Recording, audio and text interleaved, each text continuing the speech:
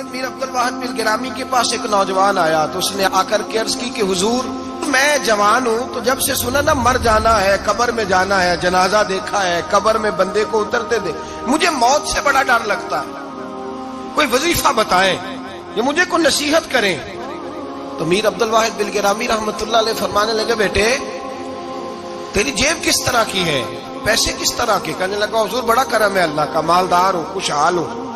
آپ نے فرمایا ایک پروگرام، یہ نہیں اس کو نفسیاتی طور پہ مطمئن نہیں کیا، نہ آپ نے اسے کوئی وظیفہ بتایا، نہ ذہنی طور پر اسے کوئی لیکچر دیا، کہ فرمایا تیری مالی پوزیشن کس طرح کی ہے؟ کہنے لگا حضور میں الحمدللہ مالدار ہوں، اللہ نے مجھے نوازا ہوا ہے۔ آپ فرمانے لگے اس طرح کر، روزانہ کی بنیاد پہ صدقہ دینا شروع کر، اور فرض نماز کے ساتھ ساتھ روزانہ کی بنیاد پر چند نفل پڑھنے شروع کر، صدقہ روز دے، 10 روپے دے لیکن دینے روزانہ ہے، 15 روپے دے لیکن دینے روزانہ ہے، روزانہ کی بنیاد پر صدقہ کر۔ بچہ کہتا میں بھی حیران تھا کہ حضرت میں تو وظیفہ پوچھنے آیا تھا کہ موت سے ڈر لگتا ہے، انہوں نے مجھے صدقے پہ لگا دیا، نفل پہ لگا دیا، وہ تو کام میں کر رہا ہوں۔ خیر بزرگ تھے، وظیفہ پڑھنے لگا، صدقہ دینے لگا، اللہ اللہ کرنے لگا۔ فرماتے ہیں کچھ دن بیت گئے تو میر عبد الواحد بلگرامی رحمت اللہ علیہ 6-7 ماہ کے بعد دوبارہ ملاقات ہوئی تو فرمانے لگے بیٹے اب تیرا کیا حال ہے؟ تو وہ نوجوان کہنے لگا حضور اب مجھے مرنے سے ڈر نہیں لگتا، بلکہ اب تو میرا مرنے کو دل کرتا ہے، تو دل کرتا ہے، ڈر نہیں لگتا، اب دل کرتا ہے۔ اور حضور آپ نے میرے ساتھ کیا کیا ہے کہ میرا تو دل کرنے لگا ہے مرنے کو، خوف نکل گیا ہے، دل کرنے لگا ہے میں جاؤں۔ تو بڑا خوبصورت ارشاد فرمایا، کیا بات ہے، اللہ والوں کی باتیں اللہ کے لشکروں میں سے لشکر ہوتی۔ میر سید عبد الواحد بلگرامی رحمت اللہ علیہ فرمانے لگے بھائی جس جگہ آدمی کی پراپرٹی ہوتی ہے، جس جگہ اس کا مکان ہوتا ہے، جس جگہ اس کی جائیداد ہوتی ہے، وہاں اس کا جانے کو دل کرتا ہے۔ فرمایا اب تو نے صدقہ دے کے نفل پڑھ کے جنت میں اپنا مکان بک کرا لیا ہے، اب وہاں تیرا پلاٹ ہو گیا ہے، اب تیرا ڈر نہیں لگے گا، اب تیرا جنت میں جانے کو دل کرے گا، اب تیرا وہاں جانے کو جی چاہے گا جہاں آدمی کی زمین نہیں ہوتی، جگہ نہیں ہوتی، سر چھپانے کو مکان نہیں ہوتا۔ بھائی نبی کریم صلی اللہ علیہ وسلم کی بارگاہ میں حضرت عمر آئے، بخاری مسلم میں موجود، کہتے ہیں حضور اٹھے چارپائی سے تو نبی پاک کے کمر مبارک پر موٹے موٹے بان کے نشان تھے۔ عرض کی یا رسول اللہ صلی اللہ علیہ وسلم کیسر و کسرا تو اتنی موج میں ہے، یا رسول اللہ وہ تو اتنی موج کر رہے ہیں اور آپ اس تکلیف میں۔ تو محبوب نے فرمایا عمر کیا تم یہ پسند نہیں کرتے کہ وہ دنیا میں موج کر لے اور اللہ آخرت کی ساری عزتیں ہمیں ہی عطا فرما دے؟ فرمایا میں تمہاری دنیا سے کچھ لینے نہیں آیا، میں تو بطور مسافر یہاں وقت گزار کے پیغام الہی دینے آیا۔ تو میرے بھائی جب توحید باری تعالیٰ پر توجہ ہوتی ہے پھر دنیا کی لذتوں پہ دل نہیں لگتا، پھر انسان ساری محنت آخرت کے لیے کرتا ہے، پھر اس کا خیال آخرت کی طرف رہتا ہے۔ اور میرے اعلیٰ حضرت فاضل و محدث بریلوی رحمت اللہ تعالیٰ علیہ فرماتے ہیں جب تیری توجہ توحید باری تعالیٰ کی طرف ہوتی ہے نا پھر تو اپنے آپ کو سنبھال کے نہیں رکھتا، پھر تو تیرا دل کرتا ہے میں جیوں بھی تو اللہ کے لیے، مروں بھی تو، بول کے بتائیے، جیوں بھی تو اور مروں بھی تو، میری زندگی کا مقصد تیرے دین کی سرفرازی، میں اسی لیے مسلمان، میں اسی لیے نمازی۔ پھر دل کرتا ہے کہ جینا مرنا اللہ کے لیے ہو۔ پھر صحابہ حضور کی بارگاہ میں آ کے سفارشیں کرتے ہیں۔ حضرت ابو سعد خزیمہ، بڑی عجیب حدیث اور بڑا نرالا رنگ اس روایت کا، حضرت ابو سعد خزیمہ رضی اللہ تعالیٰ عنہ، ان کے بیٹے، ان کا نام سعد تھا، بیٹے بدر میں شہید ہو گئے۔ حضور نے احد کے لیے اعلان کیا تو حضرت خزیمہ آئے نبی پاک کی بارگاہ میں اور آ کے کھڑے ہوئے تو عرض کرنے لگے محبوبہ میں دعا کرانے آیا ہوں۔ صحابہ کہتے ہیں لبو لہجے میں اتنا حسن تھا، گفتگو میں اتنی مٹھاس تھی، اس کی بولی کے اندر اتنا پیار تھا کہ ہمارے دل مائل ہو گئے کہ یہ کیا کہنے آئے۔ حضرت خزیمہ عرض کرنے لگے یا رسول اللہ صلی اللہ علیہ وسلم میرا صاحبزادہ، میرے بیٹے محمد سعد وہ بدر میں شہید ہو گئے تھے، یا رسول اللہ میں شہادت سے رہ گیا تھا، حضور ہم دونوں باپ بیٹے کا ارادہ تھا جہاد میں آنے کا، ہم دونوں کا پروگرام تھا، وہ کہتا تھا میں جاؤں گا، میں کہتا تھا میں جاؤں گا۔ پھر ہم نے قرآن اندازی کی تو قرہ میرے بیٹے کے نام نکلا، بیٹا میرا آیا بدر میں، پھر اللہ تبارک و تعالیٰ نے اسے شہادت عطا فرمائی، وہ شہید ہو گیا۔ یا رسول اللہ صلی اللہ علیہ وسلم، آپ نے کل اعلان فرمایا ہے کہ احد کے لیے جانا ہے، اور رات ہی کو میرا بیٹا مجھے خواب میں ملا ہے، اور میں نے دیکھا ہے وہ تو جنت کی نہروں کے قریب سیریں کر رہا ہے، اور مجھے کہہ رہے ابا جی جلدی آ جائیں، یہاں مل کے رہیں گے، مل کے وقت گزاریں گے۔ یا رسول اللہ صلی اللہ علیہ وسلم، میں بے چین ہو گیا ہوں اس کے پاس جانے کے لیے، دعا فرمائے اللہ مجھے بھی شہادت عطا فرما دے، اللہ مجھے بھی شہادت دے دے۔ صحابہ کہتے ہیں اس کی عجیب، اس کا دعا کرانے کا، ہم نے تو دیکھا تھا لوگ دعا کرانے آتے ہیں کوئی مصیبت کے لیے، کوئی پریشانی کے لیے، کوئی آزمائش کے لیے، کوئی بیماری کے لیے۔ یہ مصطفیٰ کریم کے صحابہ کا بارگاہ خداوندی پر اعتماد، توحید باری تعالیٰ پر نظر، کہ وہ کہتے ہیں ہم تو اللہ کے لیے جان دینے کی دعا کرانے آئے، دعا کریں اللہ ہمیں اپنے رستے میں شہادت کی موت دے۔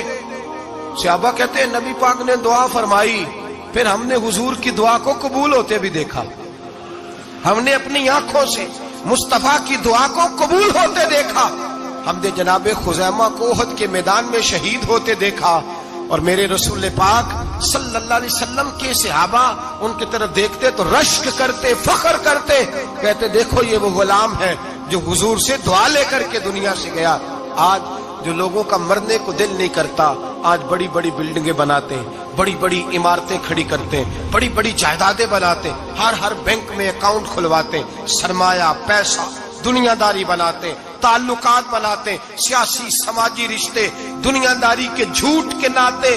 توحید باری تعالیٰ پر جب اعتماد ہوتا ہے تو انسان جس رشتے کو مضبوط کرنا چاہتا ہے وہ یا خدا کا رشتہ ہوتا ہے یا محمد مصطفیٰ کا رشتہ ہوتا ہے، باقی تو پھر اس کی توجہ ہٹ جاتی، باقی تو ہٹ جاتی ہے توجہ، پھر وہ یہ دیکھتا ہے کہ خدا رسول کے ساتھ رشتہ کس طرح مضبوط ہو سکتا ہے۔ میرے بھائی، توحید باری تعالیٰ اللہ کے رستے میں مرنے کا جذبہ دیتی ہے، راہ الہی میں نکلنے کا شوق پیدا کرتی ہے۔ اللہ تبارک و تعالیٰ کی توحید جب تو کامل طور پر مانتا ہے پھر تیرا آگے بڑھنے کو دل کرتا ہے۔ حضرت سیدنا انس بن مالک رضی اللہ تعالیٰ عنہ فرماتے ہیں، الترغیب والترہیب میں حدیث مبارکہ موجود ہے، فرماتے ہیں احد کے میدان میں یا اس کے علاوہ کوئی ایسا موقع تھا کہ ایک صحابی حضور کی بارگاہ میں آئے، عرض کرنے لگے یا رسول اللہ صلی اللہ علیہ وسلم، ایک تو میں غریب ہوں، دوسرا میری شکل صورت خوبصورت نہیں، تیسرا میرے وجود سے بدبو نکلتی ہے، کوئی میرے قریب نہیں بیٹھتا، اگر میں اللہ کے رستے میں جہاد کروں، اپنی راہ خدا میں جان دے دوں، تو بتائیے میرا رب مجھے کیا عطا کرے گا؟ تو نبی پاک نے فرمایا اگر تو شہید ہو گیا تو سارے دروازے کھل جائیں گے جنت کے، سیدھا جنت میں جائے گا۔ یقین کامل دیکھیے، احد کے میدان میں تلوار پکڑی، جہاد کیا، شہید ہو گئے، صحابہ کہتے ہیں نبی پاک اس کے سرانے آ کے کھڑے ہوئے، اور کیا خوبصورت جملے ارشاد فرمائے اللہ تبارک و تعالیٰ نے اس کی بدصورتی کو خوبصورتی میں بدل دیا ہے، اللہ نے اس کے وجود سے آنے والی بدبو کو خوشبو سے بدل دیا، اور نبی پاک علیہ السلام فرمانے لگے جنت کی حور دروازہ کھول کے اسے کہہ رہی ہے آ جا جلدی جلدی، اللہ نے تیرا نکاح میرے ساتھ فرما دیا ہے، جلدی آ جا، میں تیرے استقبال کو کھڑی۔ میرے عزیز، کچھ لوگ ایسے ہیں جن سے عذاب قبر ہوگا ہی نہیں۔ میرے رسول کریم صلی اللہ تعالی علیہ وسلم نے ارشاد فرمایا کہ جو اللہ کے رستے میں شہید ہو گیا، یہ سنن نسائی میں موجود ہے، اسے عذاب قبر نہیں ہوگا، بلکہ ایک حدیث میں تو فرمایا حساب کتاب ہی نہیں ہوگا، اللہ بغیر سوال جواب کے جنت عطا فرما دے۔ کچھ لوگوں کو لوگوں کی بخشش پہ بھی مسئلہ ہی بنتا ہے کہ کوئی بخشا نہ جائے۔ اور ایک صاحب کہہ رہے تھے جی یہ کیا معاملہ ہے کہ جمعے کو بندہ مر گیا یا فلانا ہو گیا تو اس سے حساب کتاب نہیں ہوگا، اتنے بڑے جرم لوگوں نے کی، اتنے پاپ، اور جمعے کو مر گیا تو بخشا جائے گا۔ تو میں نے کہا جرموں کا بھی اسے حساب اللہ لے لے گا، لیکن میاں حساب کتاب کی ڈیوٹی نہ اللہ کی ہے تو بہتر یہ ہے کہ اسی کے ہاتھ میں رہے، تو نہ اپنے ہاتھ میں لینے کی کوشش کر۔ سنن ترمذی کی حدیث، ہمیں پتہ نہیں کیا مصیبت ہے، ہمیں پتہ نہیں کیا مسئلہ ہے۔ ایک جنازے سے میں نکلا، آپ یقین کریں کبھی کبھی کلیجہ پھٹ جاتا ہے، میں ایک جنازے سے نکلا تو میرے ساتھ ایک بندہ جنازہ پڑھ کے نکلا تو کہنے لگا جی پیر صاحب دیکھیں آج کتنی دنیا آئی ہے، حالانکہ یہ بندہ اس طرح کا تھا، اس طرح کا تھا، اس طرح کا تھا۔ میں نے اسے کہا یار تجھے تو فکر ہی لگ گئی ہے کہیں جنت میں چلا ہی نہ جائے، تو اس طرح کرنا جنت کے دروازے کے سامنے کھڑے ہو جانا ڈنڈا لے کے کہ میں نے نہیں جانے دینا. شرم آنی چاہیے ہمیں. اللہ فرماتے ہیں جنت اتنی چوڑی ہے جتنے زمین و آسمان، اس کی چوڑائی زمین اور آسمان کے برابر ہے، تو ہم تو اپنے علاوہ کسی کو جانے نہیں دینا چاہتے جنت میں. اور بس کریں، جنت خدا کا فضل ہے، اور اللہ فرماتے ہیں میرا فضل میں جسے چاہتا ہوں عطا کرتا ہوں. یہ سنن ترمذی کی حدیث، اور اس کے راوی حضرت عبداللہ ابن عمر رضی اللہ تعالیٰ عنہ. نبی پاک علیہ السلام نے فرمایا جو مسلمان جمعے کے دن یا جمعے کی رات کو فوت ہو، اس کو اللہ تعالیٰ قبر کی آزمائش سے محفوظ رکھتا ہے. جو جمعے کی رات فوت ہو جائے یا جمعے والے، یعنی جمعے رات اور جمعے کی درمیانی رات چلا جائے یا جمعے والے، تو اللہ اسے عذاب قبر سے، تو میرے عزیز جو بندہ شہید ہو اس سے عذاب قبر نہیں ہوتا. جو آدمی جمعے کے دن یا جمعے کی رات چلا جائے اسے بھی عذاب قبر نہیں ہوتا.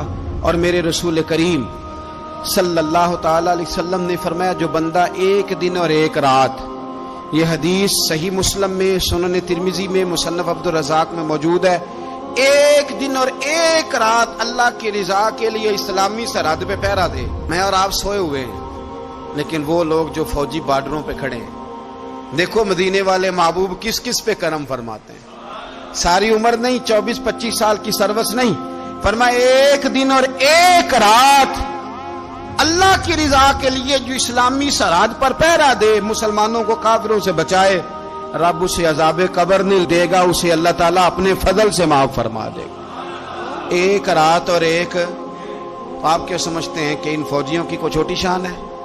ان کا کوئی چھوٹا مرتبہ ہے؟ ایک دن اور ایک رات اگر یہ پہرا دیں تو اللہ انہیں اتنا انعام عطا کرتا ہے. اسی طرح سن لو، یہ ذرا غور سے سننا، ابن ماجہ کی حدیث، اور اس کے علاوہ مسند ابو یعلا میں موجود حدیث کے راوی حضرت ابو ہریرہ رضی اللہ تعالی عنہ، حضور صلی اللہ تعالی علیہ وسلم نے فرمایا جو شخص بیماری سے فوت ہوا، قربان جاؤں میرے محبوب نے بیماری کا نام ہی نہیں لیا، فرمایا کوئی بھی بیماری ہو، فرمایا جو آدمی بیماری سے فوت ہوا اللہ اسے شہادت کی موت عطا فرمائے گا، اور وہ عذاب قبر سے اور قبر کے امتحان سے بھی محفوظ رہے گا. اور حضور فرماتے ہیں اس کو صبح اور شام جنت کے باغوں میں سے رزق دیا جائے گا. جو کسی بھی بیماری سے مرا، یہ لوگ بیماری سے مر رہے ہیں تو لوگوں نے اچھوت سمجھ رہے ہیں، اچھوت، یہ اچھوت نہیں ہے، اس لیے کہ لوارث نہیں، یہ خدا رسول کے ماننے والے ہیں. تم انہیں اچھوت کہہ رہے ہو اور مدینے والے رسول انہیں شہید فرما رہے ہیں. حضور نے فرمایا جو بیماری سے مرے شہید ہے، وہ قبر کے عذاب سے محفوظ رہے گا اور جنت کے باغوں میں سے اللہ رزق دے گا. لوگ کہتے ہیں دیکھو جی بڑا تانگ ہو کے دنیا سے گیا ہے، تو اس بندے کو بھی عذاب قبر نہیں ہوتا. اسی طرح جو بندہ سورہ ملک پڑھتا ہے، سنن ترمذی میں حضرت ابن عباس سے روایت ہے کہ حضور صلی اللہ علیہ وسلم کے ایک صحابی نے ایک جگہ خیمہ لگایا تو وہاں سورہ ملک پڑھنے کی آواز آتی تھی، کوئی بندہ پڑھنے والا نظر نہیں آتا تھا. جب حضور کی بارگاہ میں عرض کیا تو فرمایا وہاں قبر تھی اور قبر کے اندر بیٹھ کے میرا صحابی سورہ ملک کی تلاوت کر رہا تھا. اگر ہمیں خسرہ نمبر یاد ہو جاتا ہے نا اپنی جگہ کا، اور ہمیں پتہ ہوتا ہے کہ میرے والا حصہ کتنے کروڑ کا ہے، اگر ساری کہانیاں ہمیں یاد ہوتی ہیں تو سورہ ملک بھی ہمیں یاد ہو سکتی ہے. موبائل پہ اس کو ریکارڈ کر لیں، پھر اس کو سنیں کبھی بھی سورہ ملک میں. اور ہمارے سلسلہ عالیہ میں تو سورہ ملک وظیفہ ہے. ہمارے الوظیفۃ الکریمہ میں اعلیٰ حضرت نے لکھا ہے کہ رات کو سورہ ملک اور سورہ یاسین کے بغیر سونا نہیں. سورہ ملک اتنی شاندار سورت ہے کہ نبی پاک صلی اللہ علیہ وسلم نے فرمایا یہ قیامت کے دن اللہ کی بارگاہ میں ناز سے جھگڑا کرے گی اور کہے گی اے اللہ یہاں تو میرے پڑھنے والے کو جنت عطا فرما یا مجھے قرآن پاک سے علیحدہ کر دے. تو رب کریم پھر اپنے فضل سے پڑھنے والے کو جنت عطا کرے گی. میری اپیل ہے ہر اس شخص سے جو کسی بھی مشکل کا شکار ہے، کسی بھی آزمائش کا شکار ہے، کسی بھی ذہنی پریشانی کا شکار ہے، وہ کسی بھی قسم کے دباؤ کا شکار ہے، کسی الجھن کا شکار ہے، کسی تکلیف میں ہے، کسی درد میں ہے، فقر میں ہے، آزمائش میں ہے، قرض میں ہے، بیماری میں ہے، پریشانی میں ہے، وہ اپنے رب کی بارگاہ میں استغفار پڑھے. استغفر اللہ ربی من کل ذنب واتوب الیہ کثرت کرے، نہیں تو استغفر اللہ استغفر اللہ استغفر اللہ کثرت سے پڑھے. کسی بھی صورت میں اپنے مالک کے حضور استغفار کرتا رہے، کرم ہوتا رہے گا، رحمت ہوتی رہے گی، بخشش ملتی رہے گی، اللہ درگزر فرمائے گی. حضرت امام حسن سے آ کے وظیفہ پوچھا اس شخص نے کہا حضور اولاد کوئی نہیں تو وظیفہ بتایا، تو آپ نے فرمایا استغفار پڑھا کر، کیا کر؟ اس نے کہا ٹھیک ہے۔ تو حضور پھر میں دوبارہ کعبہ ہوں، تو امام حسن کہنے لگے بے اولاد ہے نا تو، استغفار کا وظیفہ بتایا نا؟ کہا ہاں۔ فرمانے لگے اب اس وقت آنا جب اللہ تجھے 10 بیٹے عطا کرے گا۔ کتنے؟ 2 4 نہیں، 10 ہی کہہ دیے۔ تو حضرت امیر معاویہ رضی اللہ تعالیٰ دیکھا، کہنے لگے حسن اتنا بڑا دعویٰ؟ آپ فرمانے لگے میں نے کہہ دیا نا تو اللہ فضل کرے گا۔ ہاں ہاں اللہ خیر کرے گا، خیر ہو جائے گی۔ وہ شخص کئی سالوں کے بعد آیا، کئی سالوں کے بعد، تو حضرت امیر معاویہ کو بھی ساتھ لایا، کہنے لگا حضور اللہ کے فضل سے اللہ نے 10 بیٹے عطا فرمائے، پورے 10 ہی اللہ نے دیے۔ تو حضرت امیر معاویہ کہنے لگے جناب بات تو آپ کی سچی ہو گئی، پر مجھے بھی بتائیے وظیفہ کہاں سے لیا؟ فرمانے لگے قرآن پاک سے، سورہ نوح کی 10 11 12 آیت پڑھو۔ اللہ فرماتے ہیں تم استغفار پڑھو، میں تمہاری بیٹوں سے بھی مدد کروں گا، مالوں سے بھی مدد کروں گا۔ تو میں نے استغفار بتائی تھی اور قرآن میرے اللہ کا ہے، رب کا وعدہ جھوٹا ہو سکتا؟ فرمایا 10 بیٹے ملنے تھے، میں نے کہہ جو دیا تھا۔ وہ میرے بھائیوں یاد رکھیں، استغفار اللہ کی رحمت نازل کرتا ہے۔ ایک ہوتا ہے خوف، ایک ہوتی ہے خشیت۔ خوف والے لوگ توبہ کرتے ہیں، خشیت والے استغفار کرتے ہیں۔ ایک ہوتا ہے خوف، ایک ہوتی ہے خشیت والے استغفار کرتے ہیں۔ نبی کریم علیہ السلام نے فرمایا میں دن میں 100 مرتبہ استغفار کرتا ہوں، دن میں۔ توبہ والا کہتا ہے کہ میں بھول گیا تھا، مجھے معافی مل جائے، اور خشیت والا کہتا ہے میرا یار ناراض نہ ہو جائے، وہ استغفار ہی کرتا رہتا ہے، وہ معافی مانگ۔ حضرت رومی نے مثال دی ہے، فرماتے ایک عورت تھی تو بھیک مانگا کرتی تھی، ایک دن بادشاہ کے دروازے پہ بھیک مانگنے گئی تو بادشاہ کو پسند آ گئی، اس نے نکاح کر لیا۔ 20 کنیزائیں اس بی بی کے پاس تھی خدمت کرنے کے لیے، روٹی دینے کے لیے، کپڑا دینے کے لیے، لیکن وہ ہر وقت روتی رہتی تھی، ہر وقت روتی۔ ایک سمجھدار کنیز کہنے لگی کہ ملکہ اب تیرا درجہ بہت بڑا ہے، تو ہر وقت روتی رہتی ہے، معافی ہی مانگتی رہتی ہے ہر وقت، کون سی ایسی نعمت ہے جو تیرے پاس نہیں؟ تو وہ کہنے لگی اس لیے تو روتی ہوں۔ کیا مانا؟ کہنے لگی اس لیے روتی ہوں کہ میں اس قابل نہیں تھی جو مجھے مل گیا، کہیں میرے سر کا سائیں ناراض نہ ہو جائے، وہ کہیں بگڑ نہ جائے، مجھے پتا ہے کہ میں کیا تھی اور مجھے کہاں تک پہنچا دیا، میں روتی اس لیے ہوں کہ کبھی کہیں وہ ناراض۔ حضرت عمر اس لیے روتے تھے کہ کہیں مصطفیٰ ناراض نہ ہو جائے، حضرت ابو بکر اس لیے تڑپتے تھے کہ کہیں اللہ کا فضل روٹ نہ جائے۔ یہ جو مولا علی اپنے کمرے میں بیٹھ کے زور زور سے استغفار پڑھتے تو اس لیے نہیں کہ بڑے پاپ تھے جن کی معاذ اللہ معافی مانگتے تھے، اس لیے کہ رب رسول کہیں ناراض نہ ہو۔ خشیت تھی کہ جہاں ہم پہنچے ہوئے کہیں وہاں سے واپس۔ استغفار بندے کی اللہ سے صلح کرا دیتا ہے، بندے کی رب سے صلح ہو جاتی ہے جب استغفار۔ دیکھیں نا بڑی سادی سی بات ہے کہ 2 بھائی ناراض ہو تو بڑا کہتا ہے اس نے میری بے ادبی بڑی کی، تو چھوٹا اگر پاس آ جائے اور پیر پکڑ لے کہ چل یار معاف کر دے، تیرا بھائی نہیں۔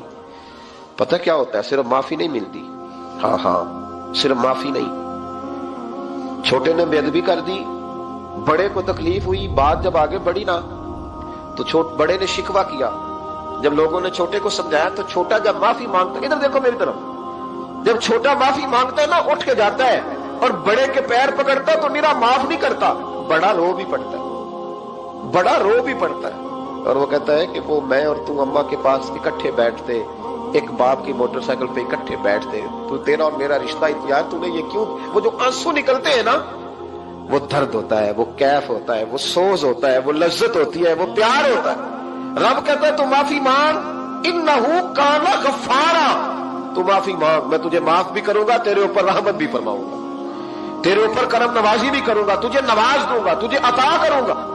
حضرت موسیٰ کلیم اللہ علیہ السلام کا زمانہ مبارکہ تھا، قحط پڑ گیا، بارش نہیں ہوتی۔ ہم لوگ نا اب تو خیر ہمارے پاکستان میں تو ٹیبل ٹاک ہوتی ہے، ٹاک شو ہوتے ہیں، ہمارے ہاں تو پتہ کیا جاتا ہے کہ بارش ہو کیوں نہیں رہی، اور اس پہ یہ ہوتا ہے کہ دھواں بڑا چڑھ گیا ہے، حالات بڑے خراب ہیں، فلاں ایسے ہو گیا قحط کا۔ ہم تو اسباب تلاش کرتے رہتے ہیں نا جی، فوق بہت زیادہ ہے، فلاں چیز ایسے ہے، فلاں چیز ایسے، ہم تو یہ تلاش کرتے رہتے ہیں۔ وہ لوگ یوں نہیں کرتے تھے، وہ سیدھے جا کے مصلوں پہ بیٹھتے تھے، اس لیے کہ وہ کہتے تھے جب رب چاہتا ہے تو پھر کوئی چیز کسی چیز کو روک سکتی، وہ سیدھے مصلے پہ بیٹھتے۔ اعلیٰ حضرت فاضل بریلوی رحمۃ اللہ علیہ کے پاس ایک مولانا محمد حسین آئے، وہ فلکیات کے بڑے ماہر تھے، تو اعلیٰ حضرت نے فرمایا ذرا ستاروں کا حساب لگا کے دکھاؤ بارش کب ہوگی؟ کہنے لگا پورا مہینہ تو نہیں ہوگی۔ تو اعلیٰ حضرت رحمۃ اللہ علیہ فرمانے لگے کہو کہ میرا علم کہتا ہے مہینہ نہیں ہوگی، اللہ چاہے تو ابھی ہو سکتی ہے۔ کہنے لگا جی وہ تو ٹھیک ہے پر میرا علم، وہ جیسے روز لوگوں نے پیر نیٹ ٹو شہنشاہ صاحب نہیں کھولے ہوتے کہ بارش کب آئے گی، اور اس کی طرف نہ دیکھ، مصلے پہ بیٹھ، مہربانی کر مصلے پہ بیٹھ، اللہ کی بارگاہ میں حاضر ہو، اس سے معافی مانگ، اسے منا تاکہ وہ رحمت کی بارش۔ کہنے لگا جی میرا علم کہتا ہے، تو اعلیٰ حضرت فرمانے لگے پھر وہی بات، تو کہہ اللہ چاہے تو بارش ابھی، لیکن یہ جو اڑ گئے ہیں نا بیچارے، یہ اڑ ہی گئے ہیں، یہ جہاں الجھ گئے ہیں وہاں یہ لوگ الجھ گئے، اللہ ہمیں الجھنے سے محفوظ فرمائے۔ تو اعلیٰ حضرت اٹھے تو فرمایا ٹائم کیا ہوا ہے گھڑی پہ؟ کہنے لگا جی 12۔ تو اعلیٰ حضرت نے گھڑی گھمائی، اب کیا بج گیا؟ کہنے لگا 4 بج گئے۔ فرمانے لگے بج گئے نا 4؟ کہنے لگا جی آپ نے گھڑی گھما جو دی ہے۔ فرمانے لگے اللہ بھی جب چاہے تو ستارے گھما دیتا ہے، اللہ بھی ستارے گھما دیتا ہے بارش۔ کہنے لگا جی وہ تو ٹھیک ہے پر مہینہ نہیں ہو سکتی، اڑا ہوا بندہ اس کا کوئی علاج ہے جو اڑ جو جائے، اس کے لیے قرآن کہتا ہے وَإِذَا خَاطَبَهُمُ الْجَاهِلُونَ قَالُوا سَلَامًا، اسے سلوٹ کرو دور سے، اسے کو تو جان اور تیرا۔ کہنے لگا جی ہو نہیں سکتی پورا مہینہ۔ فرمانے لگے یار تو جا اپنا کام کر۔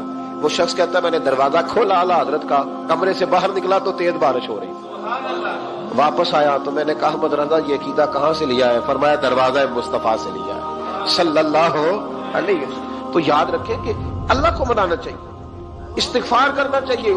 پھر غور کر لیں اس بات پر کہ وہ کتنا عظمت اور رفت والا شخص ہے جس کی اللہ کی نظر میں عزت ہے، جو اللہ کے ہاں قابل اکرام ہے، مالک کے ہاں۔ عزت، تعظیم اور توقیر یہ مسلمان کا خوبصورت عمل ہے، ان سے ایک اچھا اور خوبصورت معاشرہ جنم لیتا ہے۔ لیکن اگر بڑوں کو تکلیف دی جائے، بزرگوں کی بے ادبی کی جائے، معاشرے میں بگاڑ بھی پیدا ہوتا ہے اور بدصورتی بھی پیدا ہوتی ہے، بدصورتی پیدا ہوتی ہے، بدبو پھیلتی ہے، اس سے معاشرے کا حسن مان پڑتا ہے۔ بڑوں کو تکلیف نہ دیں، آزمائش میں مبتلا نہ کریں۔ جس کو اللہ تبارک و تعالی نے ہم سے بڑا کیا ہے، علم میں کیا ہو، عمل میں کیا ہو، تقوی میں کیا ہو، یا ویسے ہی دین کے اندر اس کی داڑھی سفید ہو گئی، اس شخص کا اکرام کریں، اس کو عزت دیں، اس کے ساتھ ادب والا معاملہ کریں۔ یہ چیز سنوارتی ہے مسلمانوں کو۔ آج کل بے ادبی عام ہو گئی ہے، معاشرے میں زیادہ پاورفل وہ لوگ ہیں جن کی زبانیں زیادہ لمبی ہیں، جو عزتیں زیادہ اتارتے ہیں، لوگ ان سے زیادہ ڈرتے ہیں۔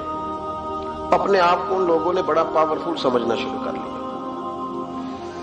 بلکہ بدتمیزوں کی ایک اچھی ٹیم تیار کر لی جائے تو انسان بہت بڑا اونچا عہدہ بھی حاصل کر سکتا ہے، معاذ اللہ تعالی۔ یہ رواج اچھا نہیں، یہ انداز درست نہیں ہے، یہ طریقہ کار، یہ خوبصورت لوگوں کا طریقہ نہیں، یہ حسین معاشروں کا یہ انداز نہیں ہے۔ یعنی قومی سطح کے لوگ جو دنیا کے اندر کسی ملک کی نمائندگی کریں، وہی اگر ایک پریس کانفرنس اور گھنٹے کے بعد دوسری پریس کانفرنس، فلانے نے کیا وار تو دوسرے نے دیا جواب، تو یہ انداز مہذب قوموں کا نہیں ہوتا، اس سے امیج خراب ہوتا ہے۔ یہی انداز اب ہمارے گھروں میں چلتا ہے، کسی کی ایک بات پر جب تک سامنے والا 11 باتیں نہیں کرتا اتنی دیر تک اس کی روح کو، اس کے دل کو تسلی نہیں ہوتی۔ یہ چیزیں عروج پکڑتی جا رہی ہیں، بزرگ تکلیف میں ہیں، بڑے درد میں ہیں۔ میں نے پہلے بھی ایک دفعہ عرض کیا تھا، ایک بزرگ مجھ سے کہنے لگے کہ آپ دعا کریں میرے بیٹوں کو اللہ نرمی عطا کر دے، وہ بولتے نہیں ٹھیک، ان کا لب و لہجہ صحیح نہیں ہے۔ تو میں نے ان سے کہا کہ بزرگوں جہاں تک میں جانتا ہوں کوئی ایسی بات ہے تو نہیں۔ تو وہ کہنے لگے کہ جس طرح آپ سمجھتے ہیں نا، ہمارے رشتہ دار بھی اور اہل علاقہ سارے یہی سمجھتے ہیں، پر میں تکلیف میں ہوں، میری بیوی تکلیف میں۔